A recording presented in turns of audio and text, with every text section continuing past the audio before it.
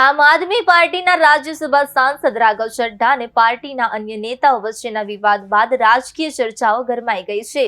તાજેતરમાં રાઘવ ચડ્ઢાએ પોતાના Instagram story પર એક રીલ શેર કરી, જેને તેમાં રસપ્રદ વિચાર ગણાવ્યો હતો. આ રીલ્સમાં સૂચન કરવામાં આવ્યું હતું કે તેઓએ હવે પોતાની અલગ પાર્ટી બનાવવી જોઈએ, જેથી તેમને યુવાનોનું મોટું સમર્થન મળી શકે. જોકે તેમણે હજુ સુધી કોઈ સત્તાવાર જાહેરાત કરી નથી. આ પહેલા આમ આદમી પાર્ટીએ તેમને રાજ્યસભાના ઉપનેતા પદેથી હટાવી દીધા હતા અને તેમની જગ્યાએ અશોક કુમાર મિત્તલને નિયુક્ત કર્યા હતા. સાથે જ ચડ્ઢા પર ભાજપ વિરુદ્ધ નરમ વલણ અપનાવવાનો આરોપ પણ લગાવવામાં આવ્યો હતો. આરોપો પર પ્રતિક્રિયા આપતા ચડ્ઢાએ કહ્યું કે તેમની વિરુદ્ધ એક સુનિયોજિત કેમ્પેન ચલાવવામાં આવી રહ્યું છે. હવે જોવાનું રહેશે કે રાઘવ ચડ્ઢા આગળ કયો મોટો નિર્ણય લે છે.